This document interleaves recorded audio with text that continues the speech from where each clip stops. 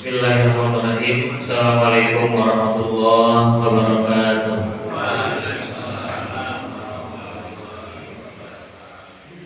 Alhamdulillahil ahadis samad alladzi lam yalid wa lam yulad wa lam yakul lahu kufuwan ahad.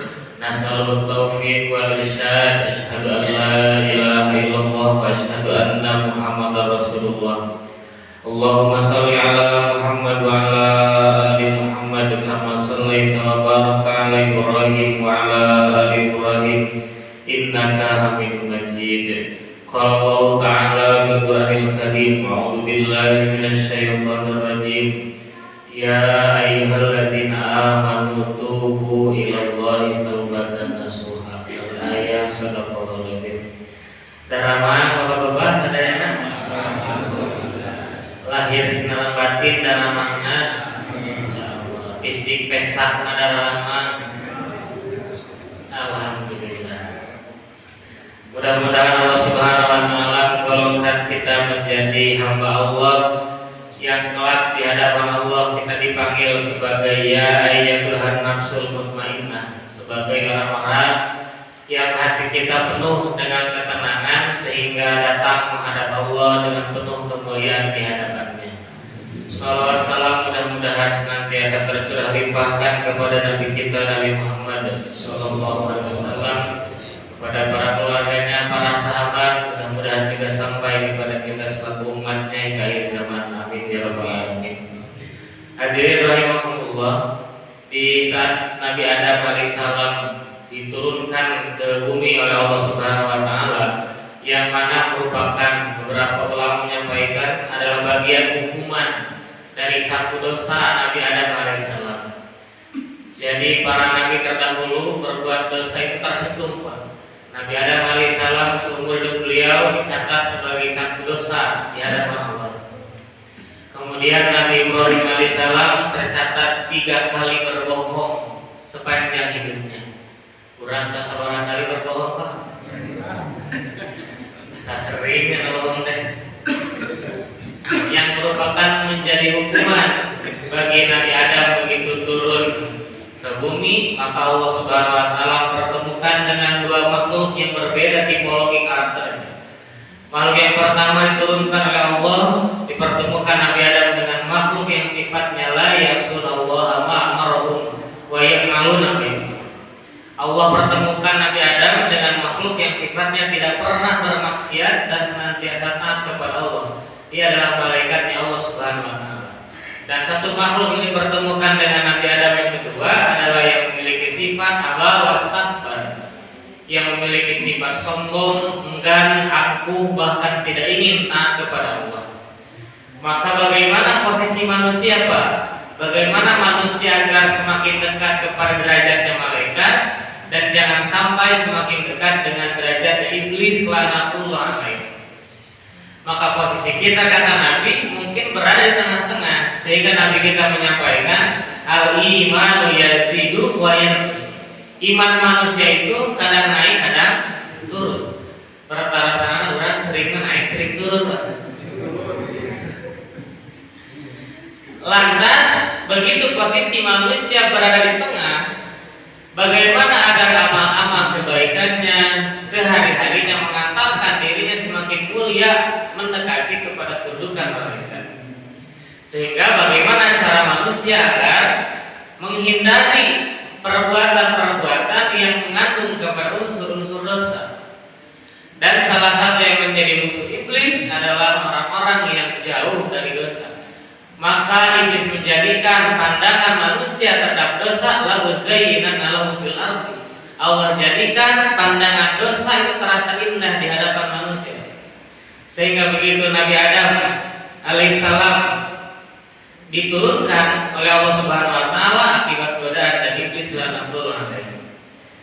Ketika Nabi Muhammad sallallahu alaihi wasallam berbincang dengan iblis, kemudian Nabi kita bertanya kepada iblis, "Wahai iblis, siapakah yang menjadi musuh-musuh engkau?"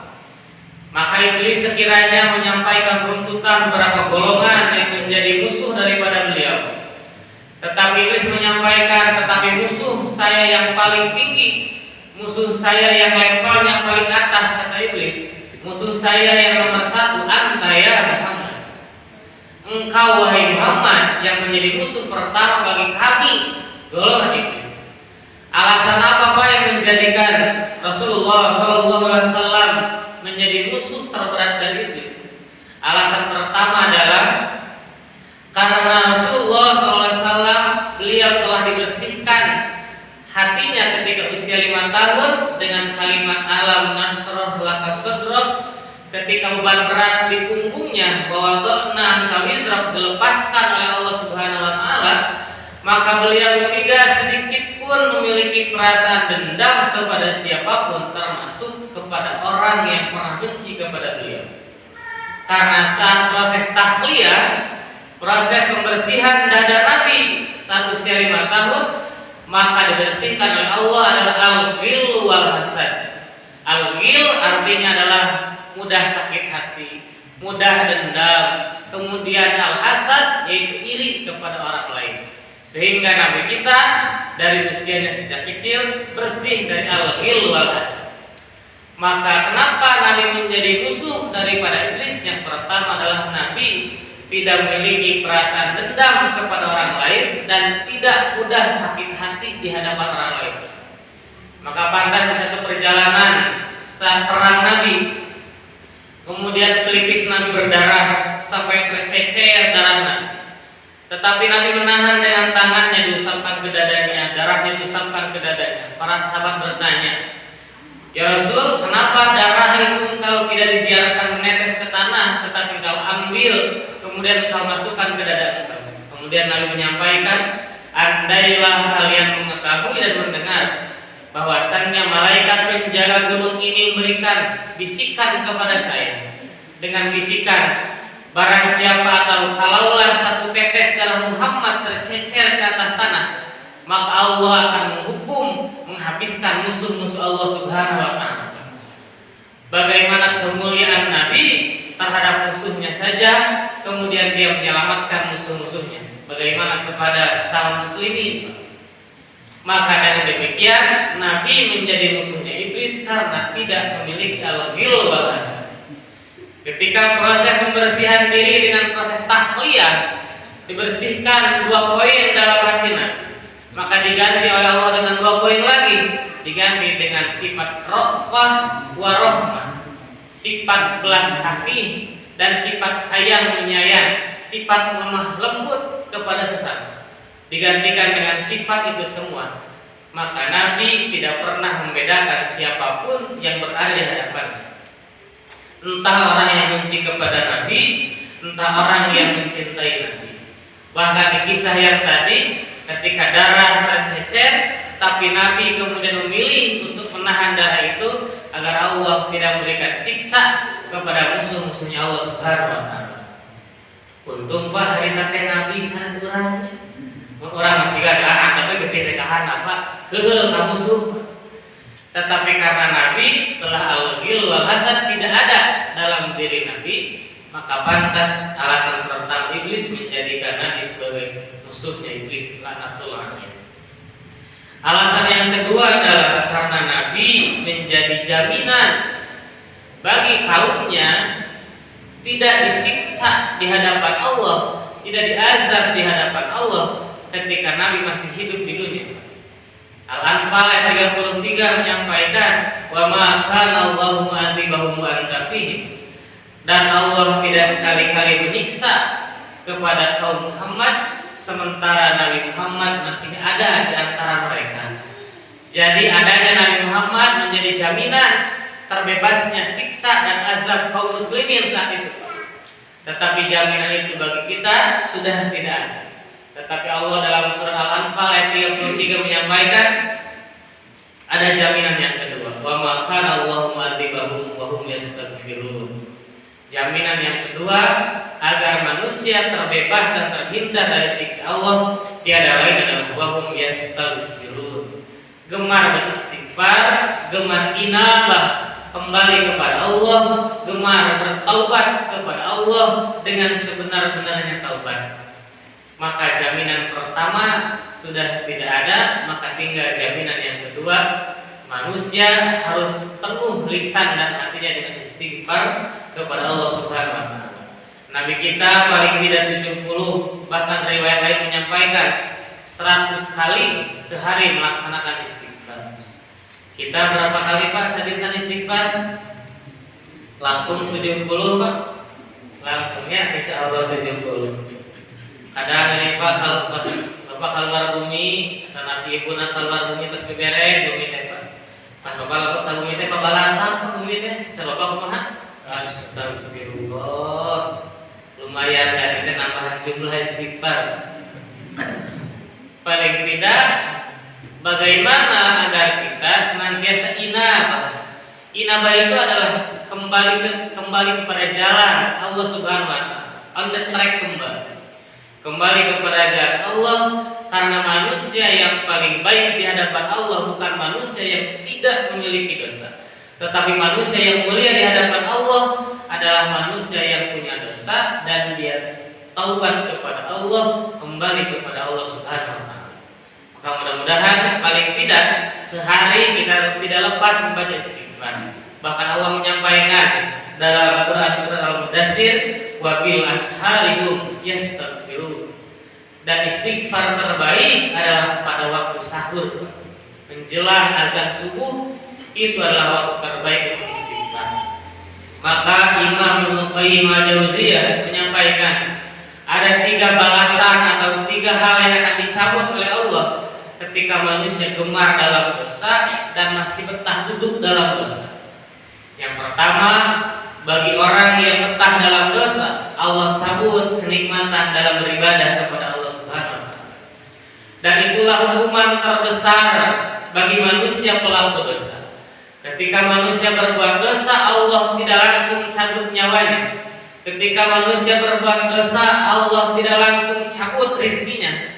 Ketika manusia berbuat dosa, Allah tidak langsung cabut kesehatan dalam diri. Tetapi Allah Subhanahu wa taala bisa jadi mencabut kenikmatan dalam beribadah. Satu kesempatan Imam Hasan Al-Basri kedatangan seorang laki-laki. Beliau menyampaikan, "Wahai Imam, saya ini adalah orang yang banyak dosa, orang yang gemar berbuat dosa. Tetapi Allah tidak pernah menghukum saya. Allah tidak pernah memberikan hukuman kepada saya. Keluarga saya masih sehat, harta saya masih banyak, keluarga saya masih tenang-tenang saja, bahkan proyek pekerjaan saya semakin baik. Berarti Allah tidak memberikan balasan dosa terhadap saya." Kemudian Imam Hasan Al-Basri bertanya kepada orang itu, "Apakah semalam kau qiyamul lail?" "Tidak, wahai Imam." "Apakah kemarin kau qiyamul lail?" "Tidak, wahai Imam." "Sudah berapa lama kau tertinggal qiyamul lail?" Beliau menjawab, "Ada sekitar 7 hari tertinggal melaksanakan qiyamul lail." Kemudian berkata Imam Hasan Al-Basri, "Itulah hukuman terbesar dari Allah Subhanahu wa taala. Ketika Allah mencabut kenikmatan engkau untuk melaksanakan qiyamul lail. Bahkan Allah tidak ridho bertemu dengan engkau pada sepertiga malamnya karena hati engkau penuh dengan dosa." Barangkali dalam 1 bulan Allah tidak bangunkan kita sebelum subuh. Tanyakan kepada hati kita, "Ya Allah, dosa apa yang telah saya perbuat sehingga engkau tidak berkenan bertemu dengan saya, menerima doa-doa saya pada sepertiga malamnya?" Bisa jadi Allah sedang mencabut kenikmatan dalam beribadah kepada Allah. Atau yang kedua, Allah tidak berikan kesempatan untuk membaca Al-Quran. Waktu kita yang banyak, waktu kita yang luang, tetapi tidak ada 1 menit pun, 10 menit pun kita membaca Al-Quran. Maka pantas kata Nabi mengadukan kepada Allah 1400 tahun ke belakang. Wa qala Rasul ya Rabbi inna qaumi ittakhadhu hadzal Qur'ana mahjura. Ya Allah, kaum-kaumku telah abai terhadap Al-Quran, telah enggan membaca Al-Quran, telah enggan mendengarkan Al-Quran, bahkan enggan untuk hadir di majelis Quran. Maka sebagaimana pernah disampaikan pada yang lalu, orang-orang yang tidak ingin membaca Al-Quran, tidak ingin mendengar, tidak ingin hadir di majelis Quran, dia akan datang di hadapan Allah dengan selendang bertuliskan mahjura, sebagai orang yang dikenal melalaikan Al-Quran di hadapan Allah. Berjajar manusia di hadapan Allah, diwisuda semuanya di hadapan Allah. Orang-orang diwisuda dengan gelar mumtaz, dengan gelar terbaik, tetapi ada satu orang, satu golongan yang gelarnya adalah mahjur karena dia tidak diberikan kesempatan membaca Al-Quran. Maka Allah Subhanahu wa taala dalam Quran surat Maryam ayat 12 menyampaikan, "Ya Yahya khudhil kitaba biquwwah wa atainahul hukma sabiyya." Wahai Yahya, ambillah kitab itu, bacalah kitab itu biquwwah, dengan penuh kekuatan, dengan penuh totalitas, dengan mewakafkan diri terhadap Al-Quran. Maka ambillah dalam satu hari kita ambil mewakafkan diri kita untuk Al-Quran berapa menit? Entah 5 menit, 10 menit untuk Al-Quran yang tidak pernah tercampur dengan aktivitas apapun. Upami orang menuju ngawas, Pak, Bismillahirrahmanirrahim, Tabarakalladzii biyadihil mulku, pek aya WA dibales heula PAT terus wa huwa ala kulli syai'in qadir. Maka itu tidak bikuwah, tidak totalitas dan tidak murni serta tidak mewakafkan diri untuk Allah Subhanahu wa taala. Atau sedang mengaji Tabarakalladzii biyadihil mulku, ari kunci motor ari teh ulah mananya hilap deui. Wa huwa ala kulli syai'in qadir. Maka dia tidak bikuwah. Kenapa? Karena dia mencampurkan perkataan dirinya dengan perkataan Allah Subhanahu wa taala. Maka barangkali kata Ibnu Abbas menyampaikan, kalaulah seorang manusia hidup dengan aktivitas yang panjang tetapi dia tidak sempat untuk membaca Al-Quran, maka sebetulnya dia bukan orang yang sibuk, tetapi dia adalah orang yang telah dicabut kenikmatan membaca Al-Quran. Maka barangkali kalaulah masih ada dosa yang dilakukan, maka tiada lain Allah akan menghukum dengan mencabut kenikmatan dalam beribadah kepada Allah. Siapa saja orang-orang yang gemar dalam majlis dosa, siapa saja orang-orang yang telah nikmat dalam perbuatan dosa, maka dia tidak akan nikmat dalam nikmat yang halal. Begitu seorang datang kepada Imam Syafi'i, "Wahai Imam, kenapa istri saya sekarang tidak cantik? Nah, cenah Imam ayeuna pun bojo teh teu geulis, basa eta mah bodas, ayeuna mah teu bodas, basa eta mah mun ayeuna mah glowing, ayeuna mah jadi ngaglowing, Pak cenah pun bojo teh." Nah, sabedas kitu, kata Imam Syafi'i menyampaikan, "Betul basar. Tundukkan pandangan engkau." Beberapa waktu lagi datang ke tempat ini. Kemudian setelah beberapa lama berselang, seorang itu datang kepada Imam Syafi'i. Beliau menyampaikan, "Wahai Imam, betul pun bojo teh ayeuna mah geulis deui, bodas deui, glowing deui." Kata Imam Syafi'i, "Sesungguhnya bukan istri engkau yang menjadi tidak cantik, tetapi hanya karena mata engkau yang telah nikmat menikmati yang haram, sehingga begitu di hadapan yang halal Allah cabut kenikmatan yang halal." Maka tiada lain bagi para pelaku dosa, orang yang diumbar dalam dosa, maka dia akan dicabut kenikmatan dalam yang halal di hadapan Allah. Dosa kita, Pak, dosa laki-laki terletak pada mata kita, sementara dosa perempuan terletak pada lisan-lisan. Tinggal apa yang kali nangis, kali istri mah menangis sesaknya pangan lambenan dia, Pak. Upami kali pamaget nangis sesaknya pangan sencaki.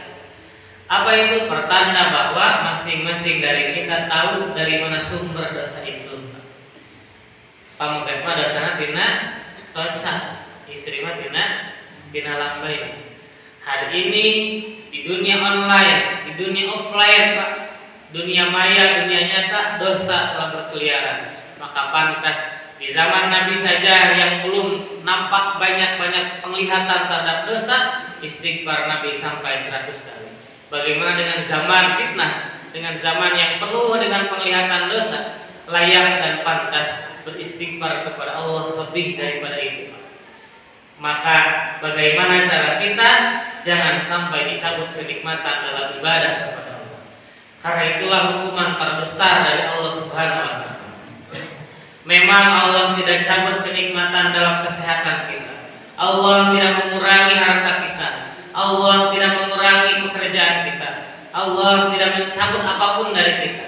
Tetapi bisa jadi Allah mencabut kenikmatan dalam beribadah, yang mana itu adalah hukuman terbesar dari Allah Subhanahu wa taala.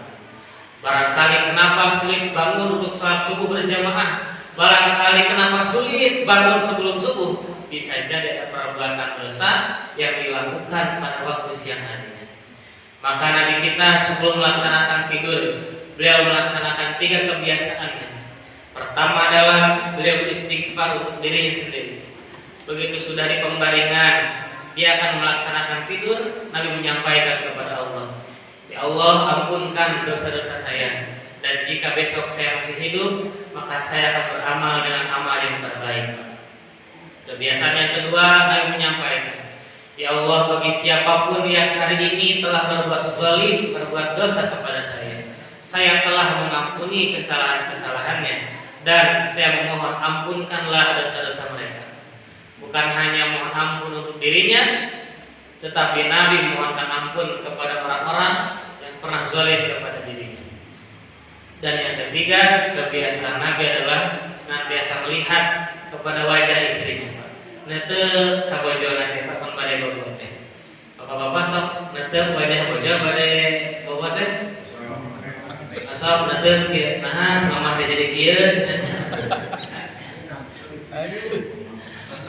Nabi mah bermuhasabah, inilah orang yang pernah berjuang bersama saya, orang-orang yang tidak pernah lelah bersama saya, senantiasa mengevaluasi diri, bahkan senantiasa terucap lisan Nabi mendoakan keberkahan atas umur yang menjadi istri-istri.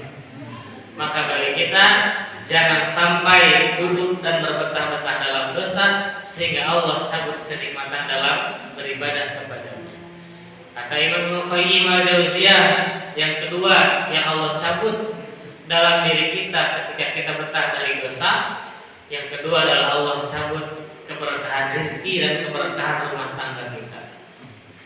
Bukan jumlah Pak yang Allah kurangi dalam tangga, tetapi keberkahan yang Allah kurangi. Berkah itu sedikit mencukupi dan banyaknya tidak melalaikan. Hoyong berkah, hoyong seger harta. Yang berkah sareng seger. Maka berkah itu ketika dia hinggap pada umur, maka mendekatkan dirinya kepada Allah. Ketika berkah hinggap pada harta, harta itu mendekatkan dirinya kepada Allah. Ketika berkah itu hinggap pada ilmu, maka ilmunya mengantarkan dirinya mendekat kepada Allah. Itulah arti berkah. Berkah itu adalah sesuatu yang kullu ma tuzidakum fit ta'ah. Apapun yang bertambah, maka bertambah ketaatan kita kepada Allah. Bertambah jabatan, bertambah ketaatan kepada Allah. Bertambah usia, bertambah ketaatan kepada Allah. Bertambah apapun dalam diri kita, maka bertambah ketaatan kepada Allah. Begitu orang berbetah-betah dalam dosa, Allah cabut keberkahan rezeki dan rumah tangganya. Senantiasa tidak cukup dalam urusan dirinya. Ada hal yang menjadi sulit dalam kehidupan rumah tangganya. Bahkan Nabi berhasil mendidik para istrinya. Upami Nabi mah Pak badai ngawas tepan saran para sahabat teh mayuna teh teu ka kiblat Nabi mah. Tapi Nabi teh nyender di tembok palid itu, tak para sahabat palid dia mayuna. Kenapa kata Nabi? Karena di belakang tembok itu adalah ada kamar-kamar istrinya Nabi. Maka ilmu apapun yang disampaikan oleh Nabi tercatat dan terekam oleh istrinya Nabi. Maka orang yang paling dekat dengan tembok itu kalau hari ini adalah Aisyah. Maka kalau kita menemukan periwayat hadis terbanyak dari kalangan perempuan adalah Aisyah. Kenapa? Karena setiap Nabi menyampaikan keilmuan kepada para sahabat, senantiasa didengarkan oleh Aisyah dan mencatat tentang apapun yang dituliskan, diucapkan oleh Rasulullah SAW. Jadi kayak bapak bila ngobrol sama istri tanya nyatet gitu, kata teh nuju niru Aisyah, nuju nulis, kata teh nuju nulis saya nulis balanjaan, tapi nulis ilmu. Dicabut keberkahan rizki dan rumah tangganya. Kehebatan Nabi menjadikan rumah tangganya menjadi berkah. Pernah Pak kisah disampaikan kepadanya terkait Khadijah ngagabruk Nabi. Begitu Nabi pulang dari luar, kemudian Nabi teh ngalebetkeun cai Pak tina tepat teh kana gelas sabelasnya. Katinggal ku jurus wajah Khadijah teh teras Rasul teh cai napa? beres terus Khadijah teh ngagabruk ka Rasul. Ngagabruk kemudian berkata, "Ya Rasul, ari abdi teh dosa naon ka anjeun, dugikeun ka anjeun teh mun teu wantun miwarang ka abdi pangjanakeun cai, Pak." Saking berkah na rumah tanggana. Bapak pemilyanak cai ngalira sok digabruk ku ibu. Cenah eta nyempok di deukeut dispenser tinggal nyalopkeun. Kenapa begitu Pak? Karena saking berkahnya rumah tanggana. Karena nabi bersih dari tadi al-ghil wal hasad sehingga berkah rezeki dan rumah tangganya. Maka bagi kita orang-orang yang tahliyah bersih diri dari dosa, Allah berikan hidangan terbaik dari Allah. Allah berkahkan rezeki dan rumah tangganya. Bila hilang dari angka hiji, begitu orang tenggelam dalam dosa, Allah cabut kenikmatan dalam ibadah. Yang kedua, Allah cabut keberkahan dalam rezeki. Dan yang ketiga, kata Imam Ibnu Qayyim al-Jauziyah, begitu manusia betah dari dosa, maka Allah akan tidak mengabulkan doa-doa yang disampaikan kepadanya. Jantan, begitu orang banyak dosa, Allah kemudian hijab pengabulan doanya kepadanya.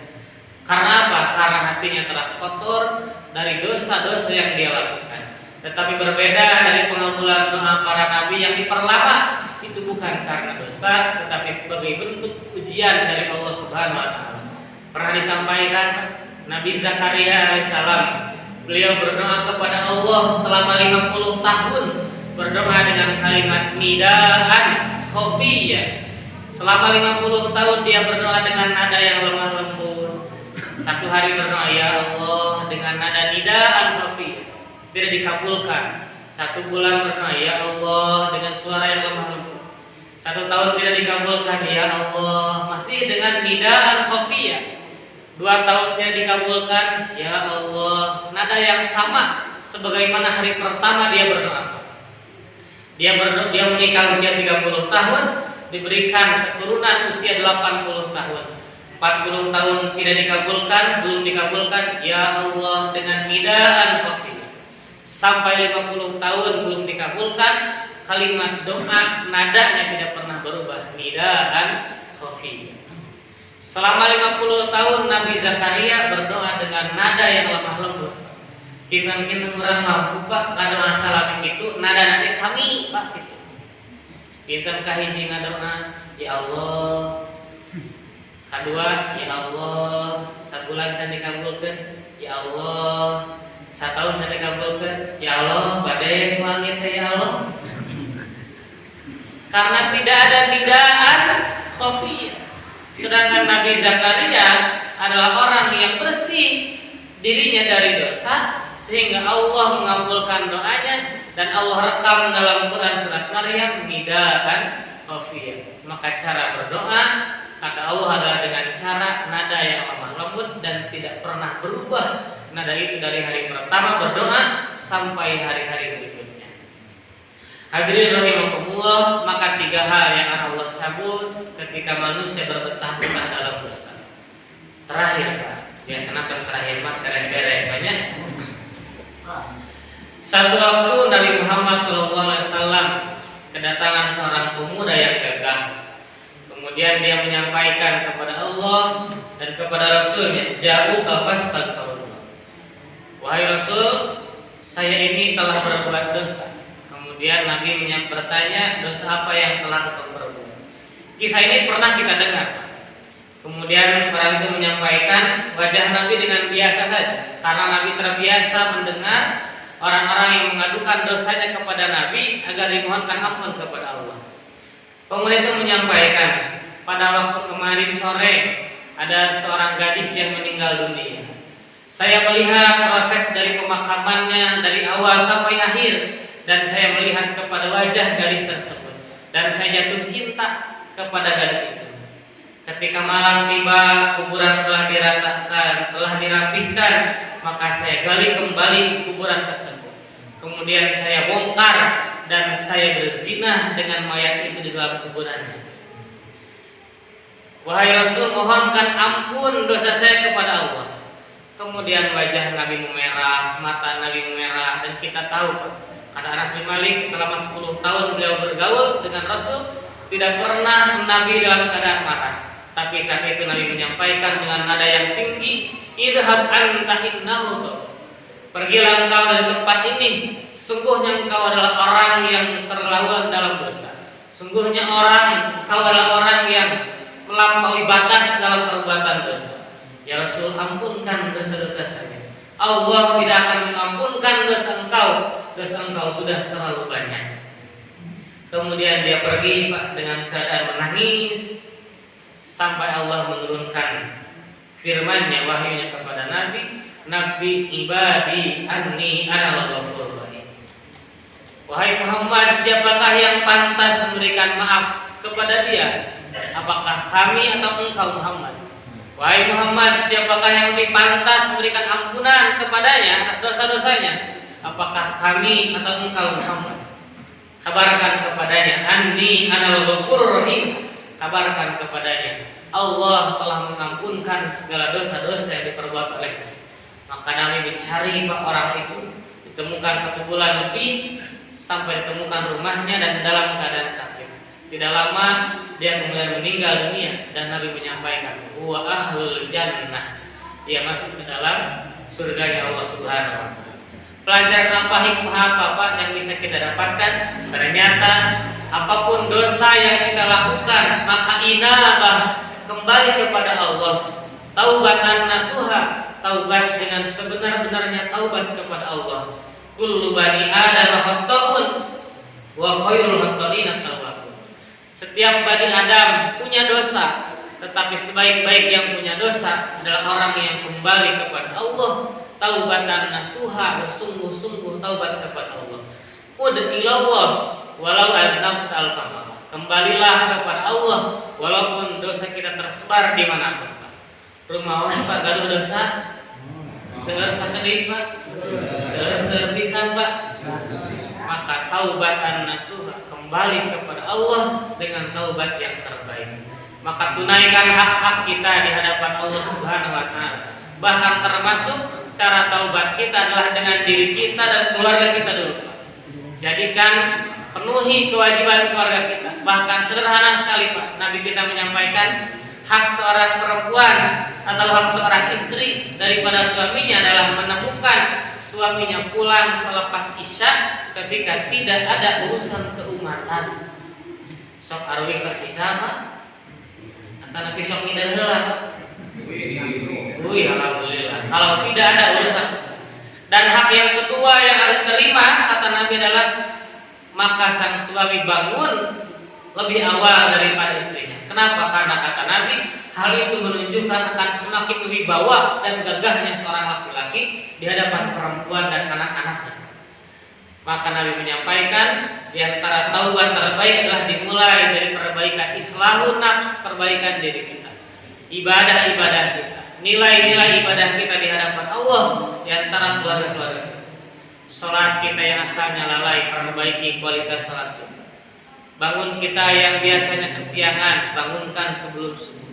Itu sebagai bentuk taubatan nasuha di hadapan Allah Subhanahu wa taala. Dosa pemuda tadi sungguh besar sekali. Nampaknya mungkin kita tidak sebesar itu untuk berbuat dosa. Maka barang tentu Allah akan membuka lebar pintu taubatnya di hadapan hamba-hambanya. Maka istighfarlah kepada Allah dengan istighfar yang terbaik di hadapan Allah Subhanahu wa taala. Kelak Allah akan ampunkan seluruh dosa-dosa kita di hadapannya. Taubatan nasuha bukan taubat yang main-main. Taubatan nasuha bukan taubat tetapi berniat untuk memulai kembali dosa. Taubatan nasuha adalah dalam hati kita dengan niat berhenti untuk berbuat dosa yang pernah kita lakukan. Kalau Allah Pak ada tanda-tanda dalam diri kita sedikit tadi dicabut kenikmatan beribadah, doa-doa kita tak kunjung Allah kabulkan, keberkahan rezeki dan rumah tangga Allah cabut dan Allah kurangi. Barangkali segeralah bertaubat kepada Allah, takutnya ada dosa yang belum Allah kuburkan di hadapannya. Maka perbanyak istighfar, perbanyak mohon ampun kepada Allah Subhanahu wa taala. Mudah-mudahan Pak kita semua tergolong menjadi hamba-hamba yang hati kita penuh dengan taubatan nasuha di hadapan Allah Subhanahu wa taala. Digolongkan menjadi hamba-hamba hamba yang penuh kekuatan sebagai bentuk iman kita yang kuat di hadapan Allah Subhanahu wa taala. Kita berdoa kepada Allah Subhanahu wa taala, mudah-mudahan ada amin kita yang sampai di hadapan Allah. Bila khusus mohon doa untuk ayah saya yang hari Jumat kemarin meninggal, mudah-mudahan Allah Subhanahu wa taala ampunkan segala dosa-dosa beliau. Allah jadikan rahmatan min riyadil jannah, taman-taman surga atas beliau. Amin. A'udzubillahi minasyaitonir rajim. Bismillahirrahmanirrahim. Astaghfirullahaladzim. Astaghfirullahaladzim. Astaghfirullahaladzim. La ilaha illa huwal hayyul qayyum wa atubu ilaih. Ya Allah, ampunkan segala dosa-dosa kami, dosa-dosa orang tua kami. Ampunkan dosa-dosa guru-guru kami. Ampunkan dosa-dosa para jamaah-jamaah. Ya Allah, seandainya di antara kami, keluarga kami, orang tua kami, guru-guru kami, jamaah kami yang sedang sakit, mudah-mudahan Engkau sembuhkan dengan sembuhnya, menambah ketaatan dan ketakwaan kepada Engkau. Allahumma rabbana siyati bil ba'sa ishfi anta syafi la shifa illa shifauka shifaan la yughadiru saqama.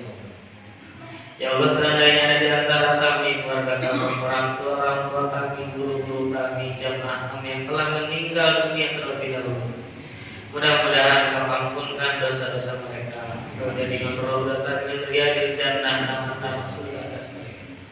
Allahumma ighfir lahum warhamhum wa'afihim wa'fu anhum wa akrim nuzulahum wa wasi' madkhalahum. Rabbana hab lana min azwajina wa dhurriyyatina qurrata a'yun waj'alna lil muttaqina imama. Ya Allah, jadikan keluarga kami keluarga yang soleh. Jadikan turunan kami sebagai pemimpin bagi orang-orang yang baik. Rabbana atina fid dunya hasanah wa fil akhirati hasanah wa qina adzabannar. Subhana rabbika rabbil izzati amma yasifun wa salamun alal mursalin walhamdulillahi rabbil alamin. Al-Fatihah.